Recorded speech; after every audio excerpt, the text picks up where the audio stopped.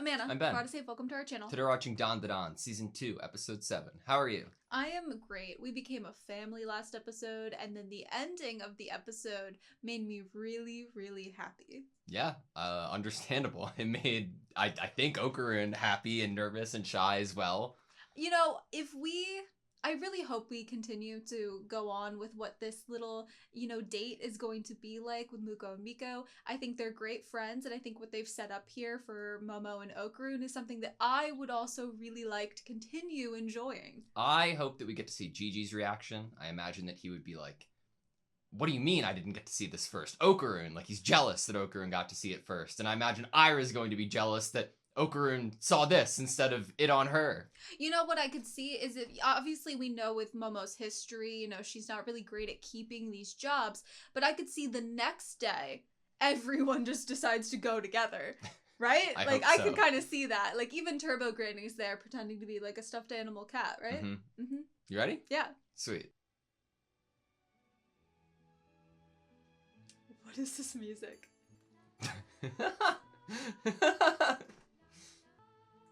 Literally. He's like, am I in a dream? Like, please don't wake me up.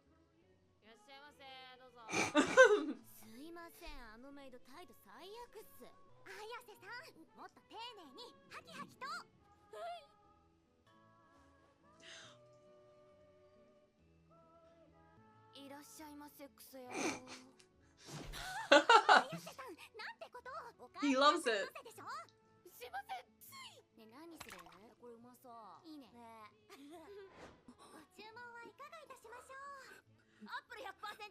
He doesn't know where to look. Oh, look at his reflection.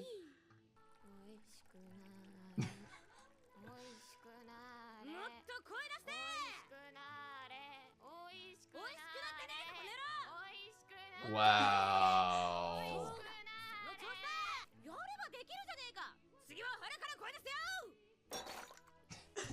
Finally, the glass is broken. I was expecting it to happen sooner.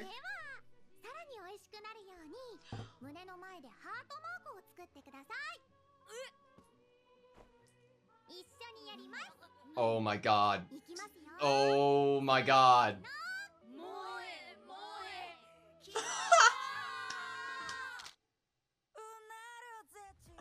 Oh, the best friends anyone could ask for.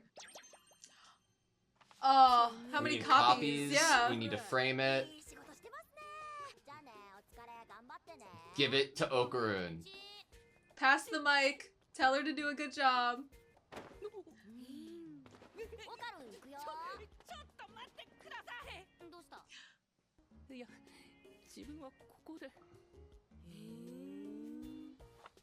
Oh my god!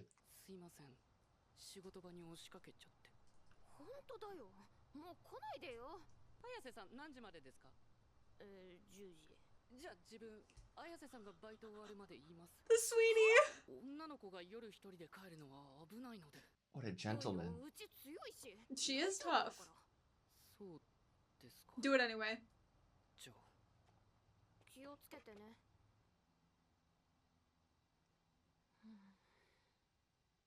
Someone needs to take care of Gigi. Feeling kinda gloomy. Gloomy?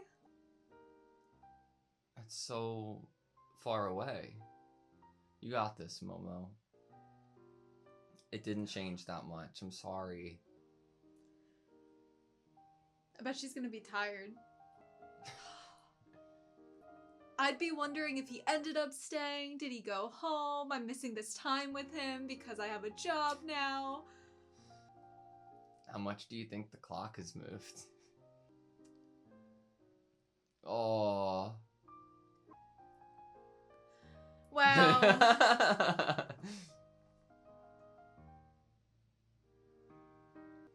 love how the facial expressions are just progressively getting like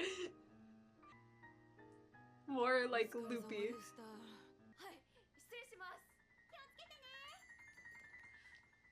Please. Please. When she comes down from those stairs. She told him not to stay.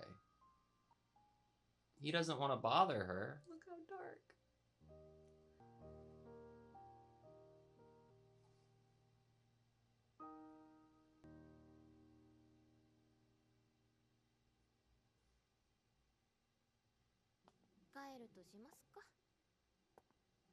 Please, please, please.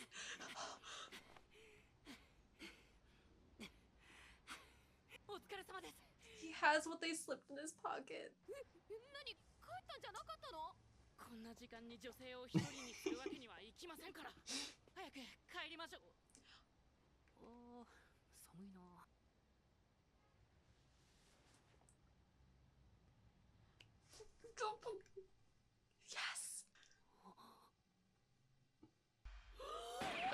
You're the one that offered it first. Oh, Ira. Oh, you have no idea.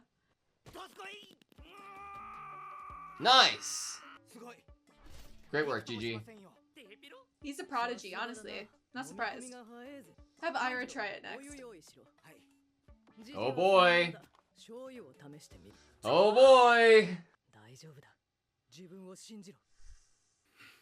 Ira's there too. We have what we need. That's sick.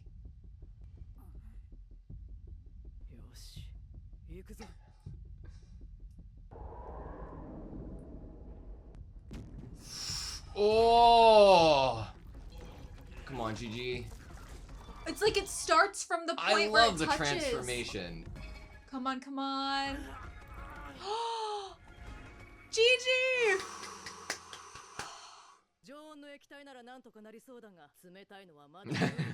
And like how much, the quantity of it too. True. What if you're submerged? Look at Ira.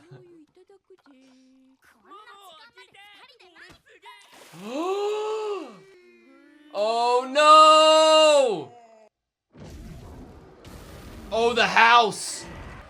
It's adapting.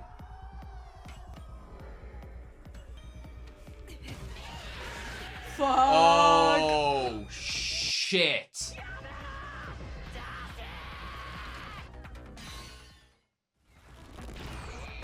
Oh, Momo! Is he making the house smaller? Looks like it. To close the distance.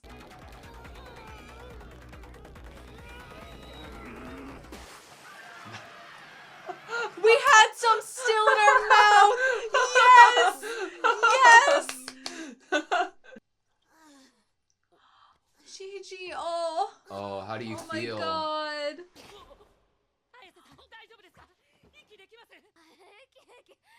Oh, Gigi. It was a super fine play. But it doesn't make it feel any better. His From trying hand, to put the yeah. talisman on. Oh.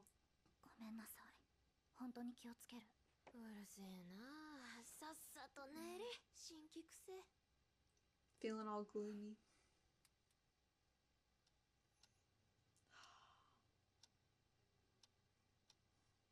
Aww. Have to get stronger. The fact that he couldn't get in there.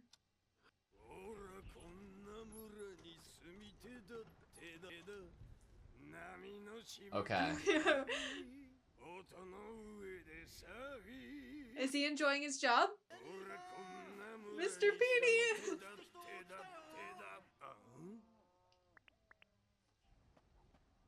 His real eyes.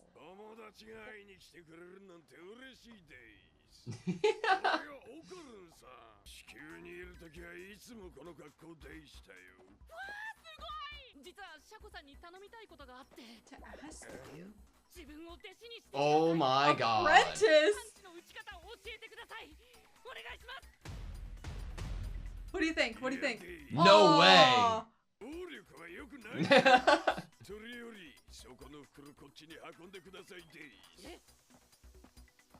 Maybe it's part of the training. This is training, totally. Yes. Oh. We're working on that physical strength.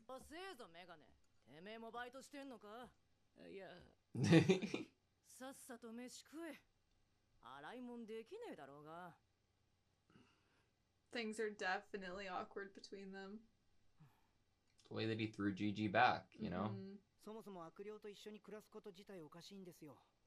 林をもう一度呼びましょう。師匠が祝詞を掃除をしないのなら私 Wow. がやります。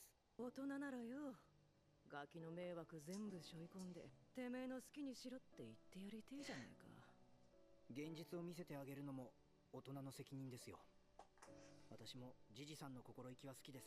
でも無理なものは無理ですよ。悲しいね。スナップを聞かせて。何の踊りだそりゃ。踊ってないよ。There's your trainer. 強くなってどうする？誰かぶっ殺してやつでもいいのか？ Someone you want to protect. ジャシを圧倒的にぶっ飛ばしたい。 Such a great song. てめえはパンチが打てるようになりてえのか、それとも強くなりてえのか。いや、だから強くなるためにパンチが打てるようになりた Why いんだよ。 does the punch need to equal growing stronger? パンチが打てたからって強くはならねえ。パワーも技術もジャシが数段上だ。てめえはどちら様の力を使わせてもらってんだ、マン。 This is who you should be asking, right? Who knows them best? パンチが打てるようになりてえのか、それとも強くなりてえのか。強くなりたい。クソだらが。ついてこい。 Oh my god. Yes. 火の力使ってる分際でよ。 Oh my god. のが気に入らねえんだ。 We gotta fix that. 仕方ねえから鍛えてやるぜ。死ぬ気でついてきな。 She's so stealthy, you know? ついてこいってここ？遠慮すんな。まあ入れや。 Why are we at the school? Taro? We need a practice dummy? 高倉くん、何してるの？邪魔なクソだぜ。ほっとけ。 They could train together. さっさと帰るボンクラ。 Jesus. なこのクソ団子。上等だボケ。ぶち殺したら。オラオラオラオラオラ。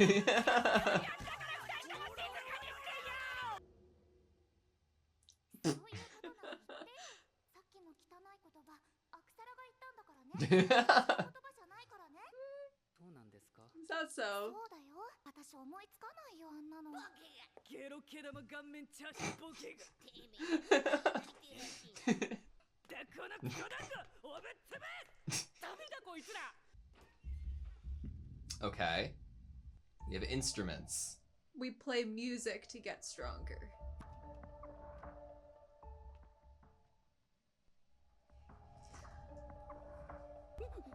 高倉くん、怖い Oh よ。 my god. ですよ。自分たちも妖怪の力持ってますから。わし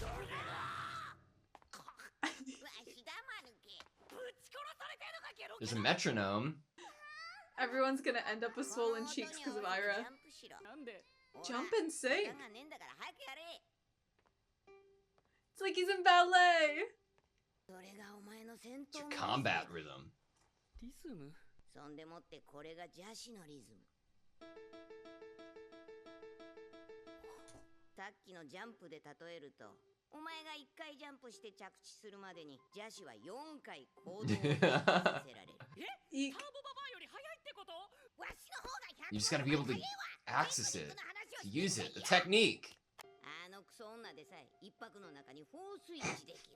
邪視も4スイッチ。呪いの家の攻撃を入れると点数。 Oh. お前は2スイッチだ。 Do do do do. わしじゃねえぞ。 Ooh.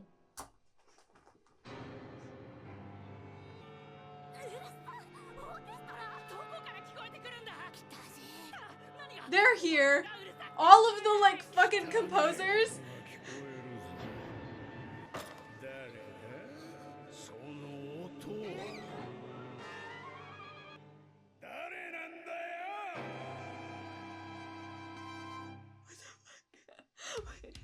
Wait, hold up. I feel like I'm in 7th grade learning flute all over again. I don't know. Okay, that was DandaDan, season 2, episode 7. What the fuck is going on? What is this battle even going to look like? And am I supposed to go into it imagining it's actually going to be a fight? Or is this just going to be like a fun kind of dance video game? How much of this was intended, if any of it, was All of it. intended. Because none of it has like these composers. Like, okay, I know Beethoven, I know Bach. I don't know what they look like. You know, necessarily. like I like a couple of like just everyone knows, but that's it. Are they here? Why are they Why here? are they here? Because why are it they has here? nothing to do with what Turbo Granny's lesson was, right? Like, to illustrate this lesson of the idea of combat rhythm had no, like, them appearing doesn't, help the explanation of it. It doesn't help Okarun understand it better, right? But at the same time, they could be the ones to really teach him how to correctly go about that combat rhythm. I mean, maybe each of them has a different kind of way they go about it. And so if you're able to, like, go into a situation with now being able to seek what kind of lens you should look at it through, and we have Okarun kind of learning through the quick couple minute, 2-switch, 4-switch conversation, now he'll be looking for that in others when he's fighting them, right? He'll be seeing how many actions they do within that beat. And so maybe each of these composers has a different way of spinning it that's kind of their own flavor of it, their own different way ways of to going maybe about understand fighting. it, like from Okarun's perspective, And just hearing through battling, their... I wasn't even say hearing them, through battling each one of them, you're kind of able to develop your own individual technique. I like it. Just being able to see their own differences in techniques, and then by doing so, you'd have your own idea of how you'd want to go forward yourself. But I also imagine this battle almost being like Dance Dance Revolution, where a bunch of arrows are gonna come from the sky, and Okarun's gonna have to make sure he like hits all the beats in order to attack them. Maybe. You don't see it a little bit? I don't know. I don't know what it's gonna look like, because it all stems from like, why is it happening? Yeah. Like, it... For training purposes, that's why. Do you think so? Or do you think it's like the training was what we were saying, and it was Turbo Granny just showing what combat rhythm is as a great explanation to Okarun, and this just happens to happen at the same time? I think Turbo Granny knew What that they are were these? here. Are they ghosts? Like If they are the ghosts of the actual composers, then the question is, why are they here? But maybe they're attached to in every music classroom. Maybe there's like portals, like through their portraits that are on the wall, because we kind of like make sure to hone in on the portraits on the wall when we enter the music room. So maybe wherever a music room across the globe has portraits of these composers, okay. if you play music in their music room at night, maybe even during the witching hour, because wasn't it like 1:52 or something when we look at the phone? 10% Like on the 2 phone to too. 3 is like witching hour somewhere in there. So maybe it's like once you're in here at a certain time period in any classroom across the globe, if there are portraits, they're like portals for these ghosts of these composers. I don't know why they'd want to attack I have a couple of you, questions. but... So Okay. if we're operating under that theory, then is it like, can one vestige of or ghost of a composer only be in one classroom at a time? Or and it's the same personality of ghosts, and like, let's say that there is another classroom that has a music room, and they start playing on a piano right now like, somewhere else. Are they going to be transported there, or they is it zap like out of battle?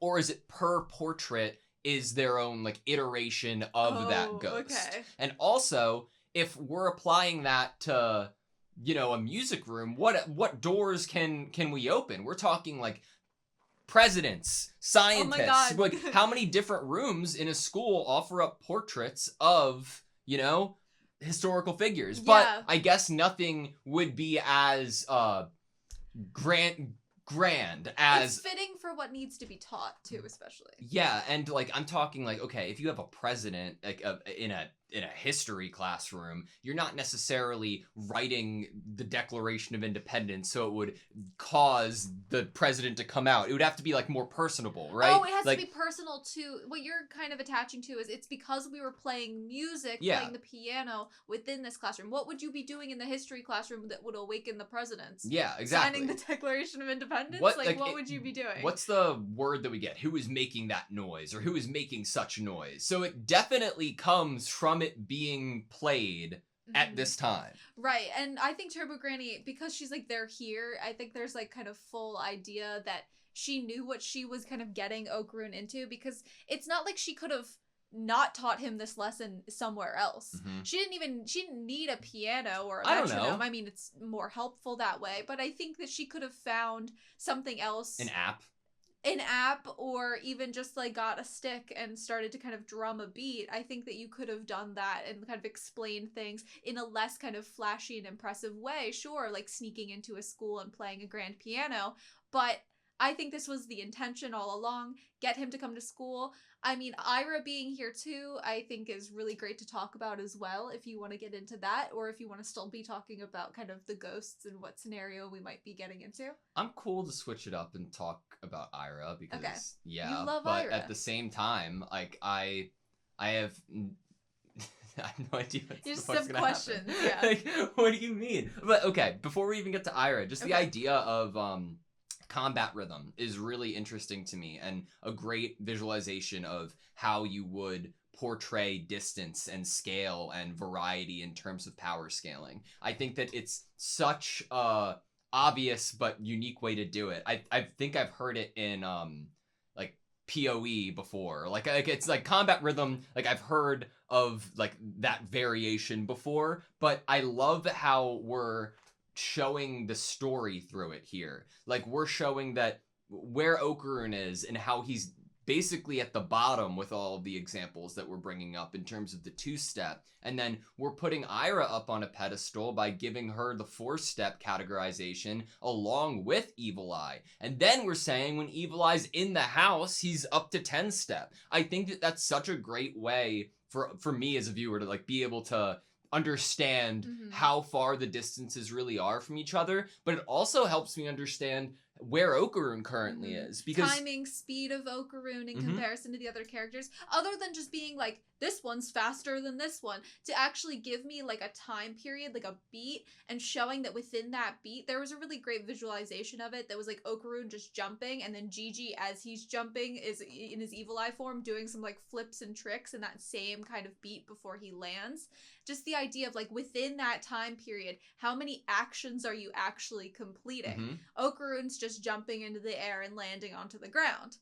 But how, while that time is being taken of jumping and landing on the ground, how much variation can, Evil Eye do? But also what it does for me is helps me understand where they're at on an emotional level. Because, yeah, on one end, it's like, yeah, of course, Okarun is trying to throw a punch. He's trying to get stronger. He wants to be able to stop this from happening, and he wants to punch Evil Eye over the moon. But at the same time, what goes into those feelings a lot has to deal with how far he has progressed in terms of strength, but how much more he has to do. The feeling of helplessness, I think, is concentrated and is even bigger after understanding just how far you are in comparison to, let's say, Ira, Like, it would only go to motivate you more and make you feel more helpless. I like how we have Okarun view strength. I think it really fits with someone like at his age, or someone younger, and especially when we have adult characters in this even episode alone talking about kind of the difference of adults and what an adult's job might be for these kids. But for Okarun, how he views the idea of getting stronger, how even within this episode we get such a very clear example through he's holding a manga seemingly about boxing or a boxer and practicing throwing punches, and in his mind punches are synonymous with becoming stronger, and that's what he's trying to acquire. And when I think about other times that Okarun has attempted to get stronger, he's sneaking around behind a building with some like weights or something. He's accessing whatever in his mind is the is conventional the most way to get stronger. Makes sense to him. Oh, that's how people get stronger, right? Question mark. Something that he's coming up with without consulting, say, like an adult or someone more experienced with battle, which he then ends up turning to within this episode when he goes to ask Mr. Peeny Weeny. Yeah, but it's so great too because it's somebody like Okarun who is so interested and knowledgeable about the occult that, like, since he has very unique occult-like yokai powers, then you'd think that a character like Okarun would be, you know, his first step might be going to the, oh, how can I utilize this within my knowledge of the occult? But because of the world that he lives in and it's actual fist-to-fist combat, why else, where else would his mind go other than the obvious solution there? And it takes somebody, like, I love the idea of it being Turbo Granny, and I love the idea of us being, you and I being like, holy shit, Evil Eye is strong. Look at how quick he is. The fact that he and Taro even compared to Turbo Granny, like we're thinking Okaroon, Turbo Granny, that's where he gets his power from. That's the speed of it is being matched, but no, it's because that, you know, the full potential of it isn't being brought out yet. The technique isn't refined enough. Right. The idea that Turbo Granny decides to be kind of a help here with Okaroon once she makes very clear with him, as long as it's for sure that you want to get stronger and not that you want to be able to throw a punch, then she's like, I didn't like the idea of my powers being used by someone so weak anyway.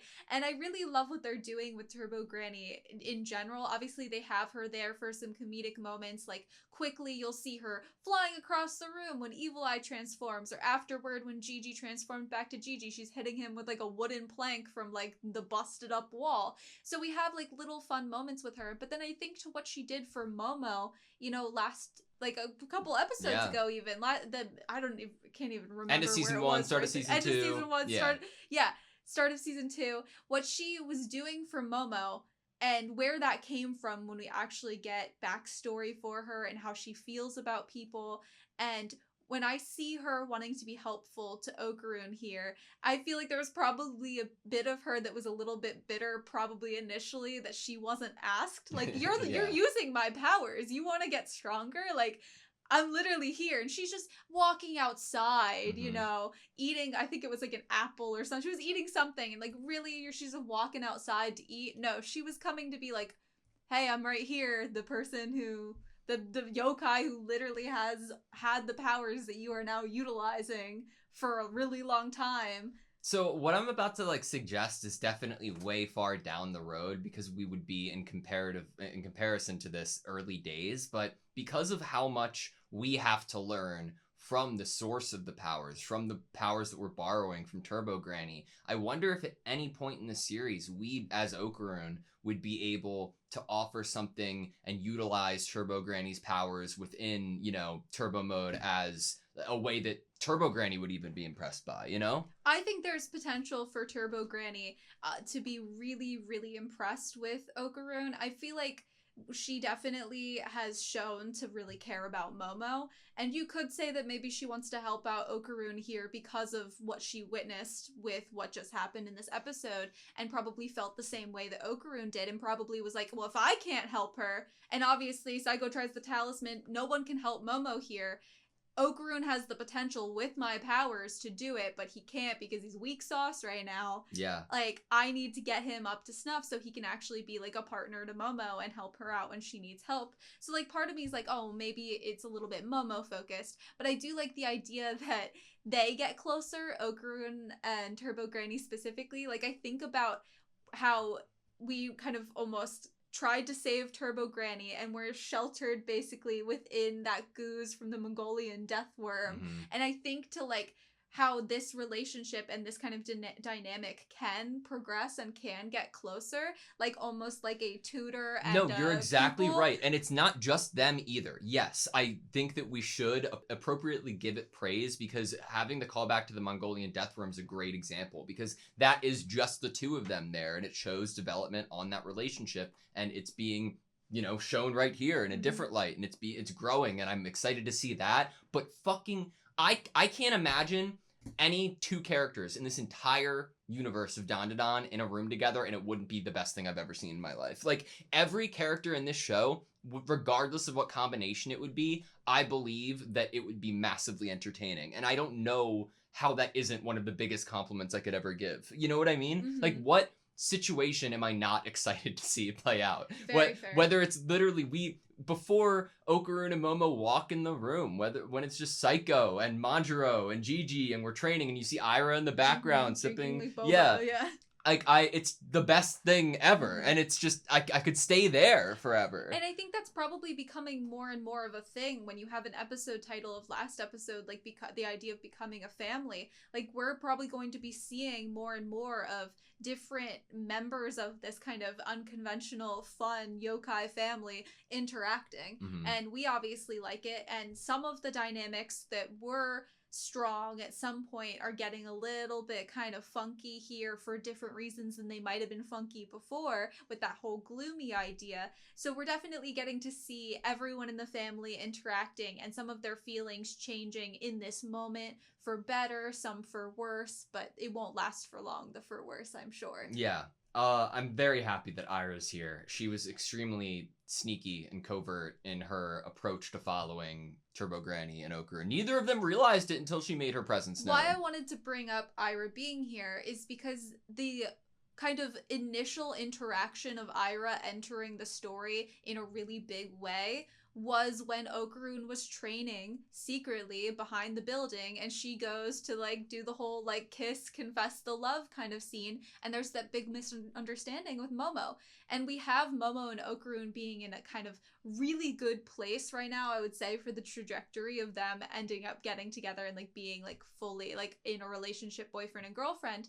But to have Ira again be a part of one of like Okarun's secret I want to get stronger kind of at the school missions, it feels good because like it's a little bit different now. There's a different kind of dynamic. I don't think there'd be the misunderstanding surrounding it. It depends on what you see. It depends on what is seen. If Momo were to actually be like, where are they? And has some tracker on Turbo Granny or something and ends up coming here to see what's going on. And then like Okarun is behind Ira and like his hands are over hers and the keys and the piano and the ivory, you know, like what does that look like? Right, What and also, where do like, your feelings go? The full throttle Turbo Granny form that Okarun has with, you know, Acrobat Silky together, those forms, you know, they definitely go together pretty well. You know why Ira's so great? She's like, that wasn't me talking, Okarun. That was Acrobat Silky. And then like less than 15 seconds later, we're back to it with it just within Ira. And it's amazing. consistent. And both, I would say, Turbo Granny and Okarun now have wounds on them from, you know, Ira's the one that's good at punching. And stomping, seemingly. Yeah. Man, there's so many feelings and emotions that are brought up this episode and not even really touched on yet. You know, whether it's Psycho and Manjiro's conversation that I want to talk about at some point, or Gigi's. Maybe I want to start there because... With Gigi? Yeah, with Gigi, and then maybe like tie it together with Okarun's feelings, because I think they're quite connected. I think Ira's feelings, too, can be involved in this conversation. I would say the three of them, their feelings can all be involved here. I think that, you know, my mind immediately just sees them laying down, Okarun and Gigi facing in opposite directions. And because of what happened, and Okarun's just trying to make sure that Momo is okay, it resulted in him throwing Gigi off of Momo because she was hurt, you know, and he needed to do that. But in that, there's a lot of feelings there. When we think about the episode we just watched, episode 6, and the idea of them getting up in the middle of the night and Okarun checking the water temperature for Gigi to be able to wash his hands after using the bathroom, their little conversations about kind of their gratefulness to this family and what they're willing to do for them and what they want to do in order to be able to pay it forward and get stronger. We have some really nice moments of how close they feel, and we just had declarations of friendship, like Okarun saying, like, Gigi's my friend, like, I want to get stronger for him. And to have them now be in a place of, it's so complicated where they are right now, because Gigi, to talk on Gigi specifically, it's multifaceted. for those complicated feelings is obviously he wakes up out of that state as Evil Eye, and he has his hands around Momo's throat, his childhood friend that he also has probably a crush on, or most definitely a crush on, and he was choking her. Yeah. And he's having to come out of that and then realize, obviously he's told by Psycho, like, it's not your fault, but getting pushed out of the way by Okarun, like, he's having to add these layers of, oh my god, I did that to my friend. oh my god, my other friends might be upset at me, or I hurt them in the process of also hurting this friend. Yeah, and I mean, where are my friendships at this moment? How do they view me? I can't believe I did that. But also, he views Okarun and Momo through this lens of them really close together, and he's also probably seeing his possible crush slipping away a little bit. And I think also just think about where it's been built from. There was so much that the family did for him last episode in trying to expel Evil Eye, and then there's so much empathy that Psycho has too, and realizing that this isn't something that Gigi wants to do. Gigi wants to help Evil Eye and wants to be there and play with him, and that's all been solidified last episode. And we know that we're all in agreement there, but then when this episode, even though we're all in agreement, we're seeing almost like a feud between, like, internally I can imagine Gigi thinking like, yes, I do want to protect Evil Eye and help him, but I'm seeing physical ramifications of what my friends are doing. Like, Gigi's trying his hardest. He's a prodigy, yet he's still having to face the reality and consequences of Psycho's hand being hurt from the talisman. Yeah. Like, he's seeing the people that are his going out of their way to his help family, him yes. and be hurt by trying to help him. And the complex emotions that he must be struggling with and feeling right now are really heartbreaking. And what it gets him to is the possible place that if, obviously we haven't really talked about Manjiro and what his conversation with Psycho is, but if what Manjiro is going to do comes to fruition and the Hayashi is back on and we're going to be doing the performance, Gigi's in a closer place to actually, despite his original spirit in not wanting to kind of have Evil Eye destroyed, he's much closer to a place where he would just be willing to kind of give up that, as Ira put I think it, that's a great point. desire to keep Evil Eye. Because in a world that could never happen, right? That doesn't have to play out in that way. But in the hypothetical feelings and emotions we're talking about Gigi having right now, if his family and his friends continue to get hurt by Evil Eye, then there's a point that your heart's going to take over and be like, okay, it's not worth it. We've all tried, I've tried, but just do it for your own safety. And in that moment, if it does happen, or if it goes in that direction, it would be incredible for something like a point like Okarun to stick out and be able to take over and help fight Evil Eye, but in a different capacity this time. We have Gigi at a place where the reality is sinking in for him, and he might be at a place where his spirit is dying on the idea of kind of trying to keep Evil Eye. At the same time that Okarun is still trying to work toward being stronger with the idea that Gigi is still going to be keeping Evil Eye. So that is probably going to be the moment where that's going to be, I think, a really big moment. It's going to be between Gigi and Okarun, where Okarun comes back from maybe even this specific training that he has with Turbo Granny, and he's like, no, let's do the soy sauce test again, or some bigger test than the soy sauce drop test, and let me fight Evil Eye. Yeah. Like, let me show you that I see your spirit and I respect it, and I'm going to prove to you that I can help keep things in check as much work that you're putting in as well, like I'm putting in. I love that we're still using soy sauce, but it's logistically, it makes the most sense in the world, right? We have an example of it already causing a reaction from Gigi. Room temperature. You need to have a baseline, and once that baseline is under control, then you can move the baseline, right? And what's the worst thing? Like, what would be the hardest thing for Gigi to not be able to maintain his form? You brought up submersion. Yeah, like submerging in like an ice bath. Underneath the water. Like, if he was in that kind of Nessie episode, and he was like completely underwater, but the water was extremely cold. Like, if he went ice fishing, if the whole cast went ice fishing, he falls under the ice. Yeah. Trapped in there under the water. Snow even. Like, Snow even. Man.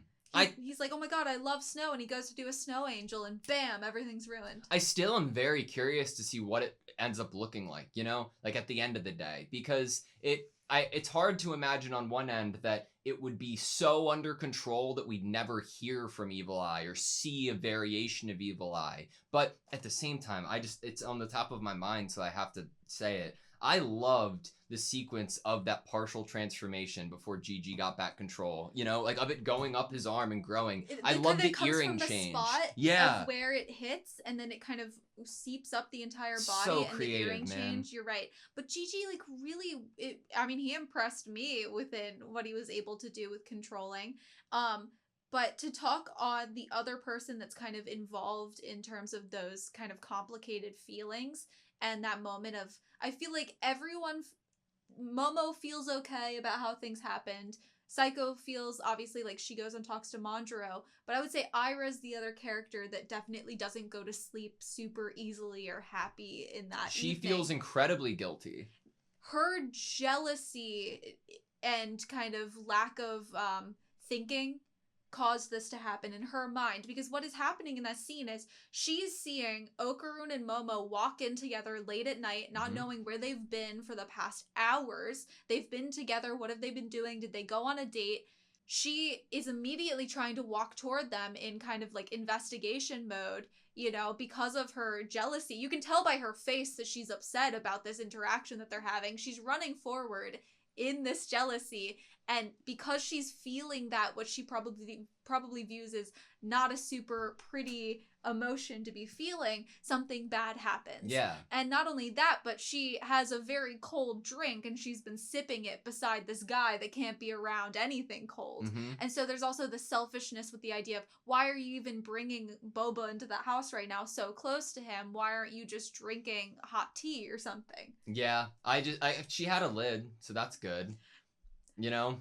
Yeah, the lid, it worked until it didn't. I really like that, like her reaction at night and her apology, because like it's my favorite side to see from Ira, and it's the depth that her character actually has, and it's the reason that she's one of my, if not my favorite character in the series. All of these characters, all of these young characters that are given to us as like, these are the adults, these are the teenagers, they are all trying to not only get stronger, but trying to mature as well. Like they know that what is happening in their lives is serious. Yeah. And they care about it, and they care about the people involved, and so they're trying their best to kind of grow through this experience. There's so much emphasis without talking about it on the progress that's made with being yourself within the show, I feel like. Like the idea of how much of a genuine side of Ira we get to see in terms of expression and animation and her voice changing and the words that she uses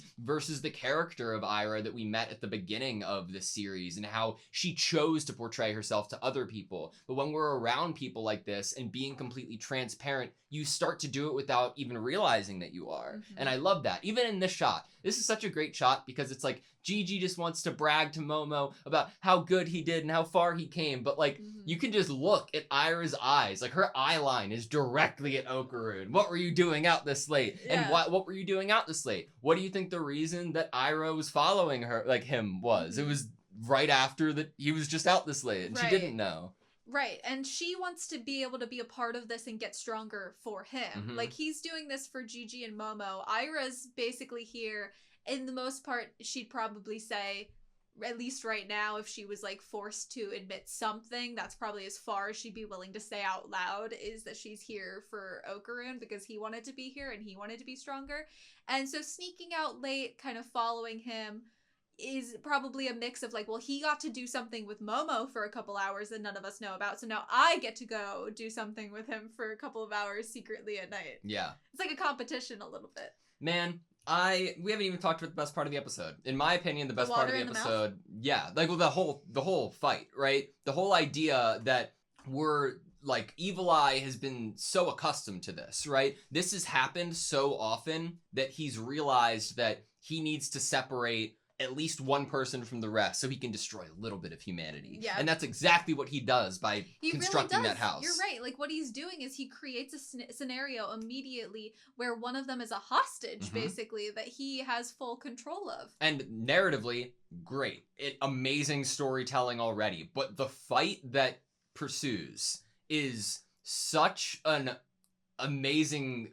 Like, it's such an amazing example of a fight without too much action. You know what I mean? Like, because there's so much thought that went into it. Closing the walls. The closing the walls. Like, and that being accounted for potentially. And maybe I'm giving Momo too much credit, and I apologize if I am, but in my world, I'm not. Like, the idea of her, first of all, being able to hold Evil Eye back as far as she was, but the entire sequence of that happening and forcing him to close the walls of the house to make it tighter because she has the idea and already has the hot water within her mouth so that she could spit it on him. That is absolute brilliance. So, like, I wonder just how much thought was in there of, like, pre-planning. I know, obviously, once she's in there, she realizes she still has it and then, therefore, can use it.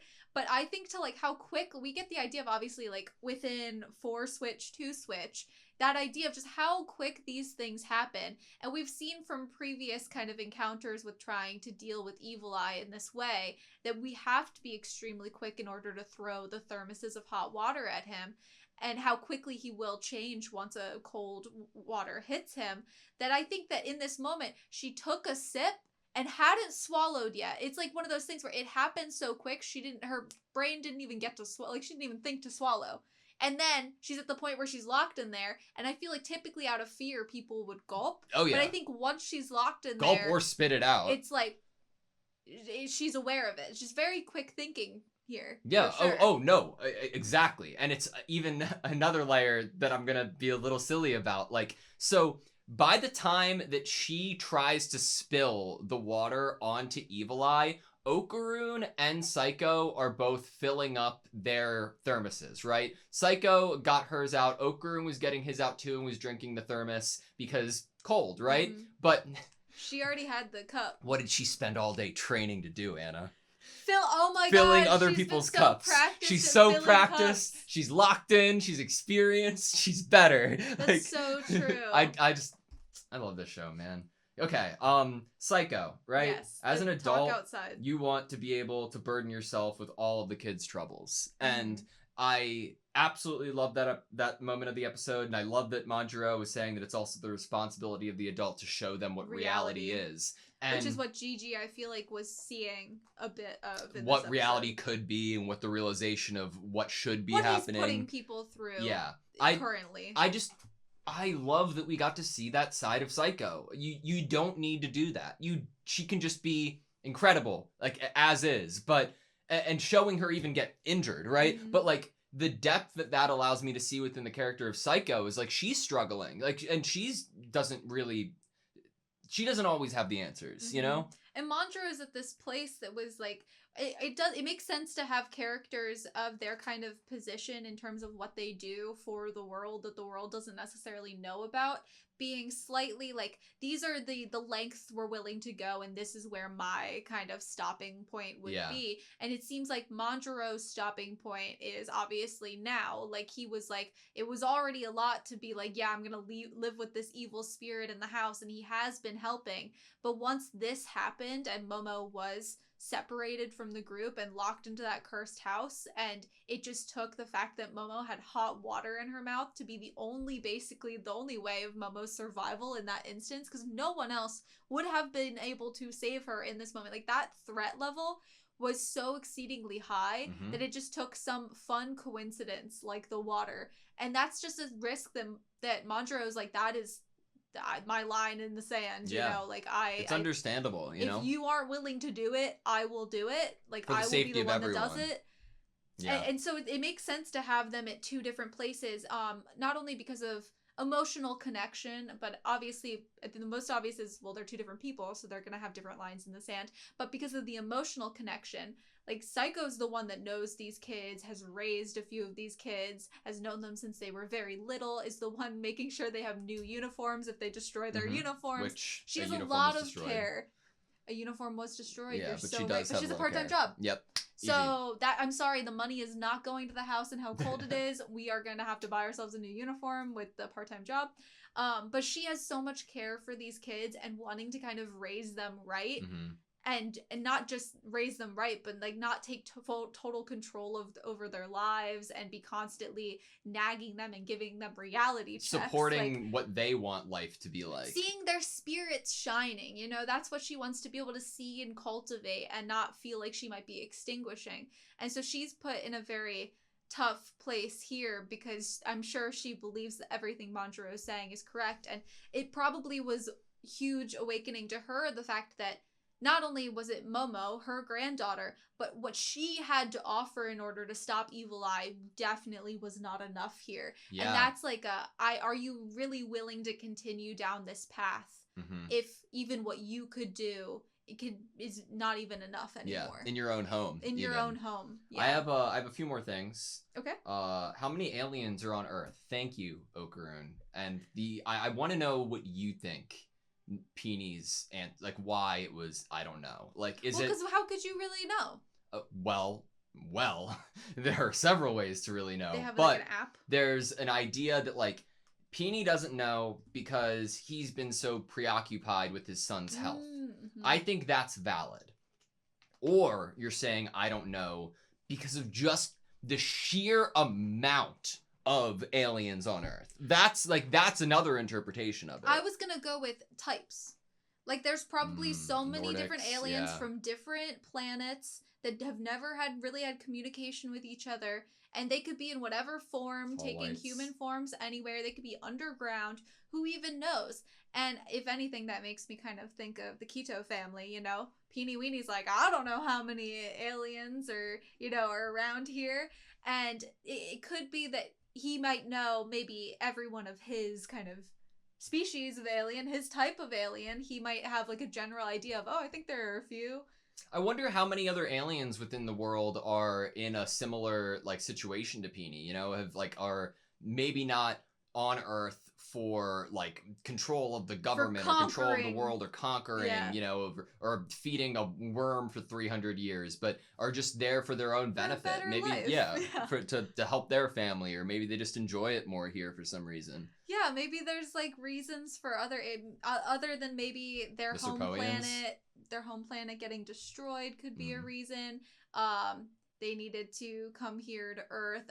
Obviously, Peenie Weenie's reason for being here and where he even chose his job is really heartwarming. There could totally be some other aliens out there that aren't the Serpoians that have a really heartwarming reason for being here. Yeah, Muko and Miko are amazing. The sleight of hand of slipping the picture into Okarun's pocket was phenomenal. That's why you make sure that you get a picture like that, is so that you can give it to him. They're forward thinkers. They knew before even recommending the job to her what the job was. So obviously they knew as soon as she was willing to take this job, they must be telepathic, these two friends, because as soon as Momo was like, no, I really do want this job, please recommend me, they must have been on the same wavelength, because this feels like some unspoken idea they both had. Like, they both knew that Okarun was going to come here, and this was going to be the best time of their lives, and they were so ready to be here. The slipping the picture into his pocket, the I fact imagine that the he was looking at that for the entire duration of the rest of Momo's workday. I also imagine that. I wonder how far he got. And obviously, I feel like once he took the picture out, that's when he decided to come back. Like, I imagine that he maybe was leaving, and then finding that picture is what kind of promoted him and convinced him to stay. Yeah. So great idea, slipping that picture. I think the thing that was the most relatable out of the entire scene was Momo at work. Obviously, it's relatable to be looking at the clock and being like, oh, how much time has passed? And the reality is that no time has passed at all. Like, I remember in school looking at the clock even and wondering how much time has passed.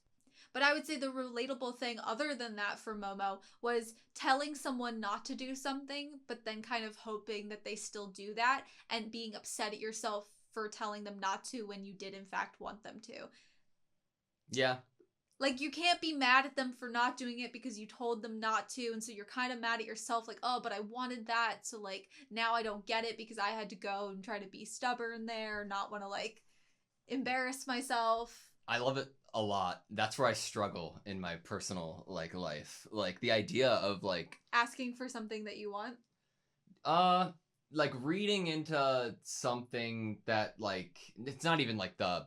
Okay, so, like, the idea of, yes, I want this, but it might be a little bit too much for me to say that I want it, and I'm going to tell you the polite thing, which is like, no, you don't have to wait for me, it's a long time too, but I secretly want it. It's like, okay, well, that's my read of the situation. So if I do show up because I really want to, and I want to be there, and I want to walk her home, that's what I should do, because it's dangerous, but also I want to be with her, but it's like, but I don't want to do, like, what if that's not actually what she's thinking? What if she didn't have that thought process and didn't want me to come back for another reason, and then I show up and then I'm, It puts both of them in a really hard spot. they really have to go out of their way to show their true up, feelings. I'm glad you're bringing up how Okarun probably felt. Like, how embarrassed you'd feel going back to wait for the person who told you not to wait. Like, you're gonna seem like you might think that she might think that you're a stalker or being creepy, or don't know that you boundaries. don't trust in her own strength. Exactly. Because as she said, I'm tough. And so, like, what are you actually saying to her read through the lines if you show up even though she told you not to? That's why they're the best, because they get it. And then they get each other. He walks up to her after he puts the picture back in his pocket, and he reaches out his hand toward hers. And then he still has the audacity to be like, once he pulls his hand down so that she can grab it. That's the coolest way to do it, right? It's like, okay, I had my hand out there, but that was too much and too forward. So what I might be doing with my hand instead is just kind of walking with my backpack with the strap in between the thumb, right? But it's still like leaving that option easier open. Access. Yeah, you're still showing the person. Like, I don't know how. I'm sure there are moments in time when you're doing that whole, I'm just walking next to this person I'm on a date with with my hand down, and this is totally how people walk. Yeah, and you're thinking to yourself, this doesn't. I doubt they're gonna think, I want them to hold my hand. But I just love how that interaction happened of him reaching out and then changing his mind from what he was doing, like, too forward, but still making his hand somewhat available, approachable for her. It just makes me want to go back to the scene of them in the car and watch their hands in the tunnel. And she just grabbed his hand and like, what did they do right after? It's because it's cold. Yeah. It's great. When do you think they released hands? They walk in the house like a foot or two away from each other, so they're definitely not holding hands. When do you think the release happened? They stop holding hands. Right outside. I'm thinking before entering the kind of gateway to the property. Yeah, that's fair. Maybe even like a little bit further back, because like Gigi could have been waiting outside there for them to come home the entire night. So honestly, that would be, yeah, they probably risky. They probably stopped holding hands a little bit. Probably, yeah. Before they even got into like eyesight of the property, they were like, someone could have binoculars. Who knows? Gigi might be waiting outside. My last thing is I just really like the shot that we're getting when we're pulling away from this. And then it just transitions right into Okarun's glasses. I love it so much. There was also a really... not knowing where to look. That was my favorite shot. Not knowing where to look was the best shot, I think, of the episode. Yeah, this shot, okay. He's just following his eyes around, staring all around, not knowing where to look. And I love that we even get to see his reflection in the glass that he's holding. It's so good. And it's right after he got like ultimately embarrassed by the welcome you bastard and like is about to drop the glass. And then eventually he does in fact break the glass. But that's fine. I'm sure he's not the only person this day that broke a glass because they thought Momo was so cute. Don't tell him that because he might be upset to hear that, but that's probably the case. Do you have anything else? No, that was actually the last thing I wanted to talk about because I loved it so much. Yeah. You good? Yep. Thank you guys so much for watching this video. Please like, comment, and subscribe. We hope to see you next time.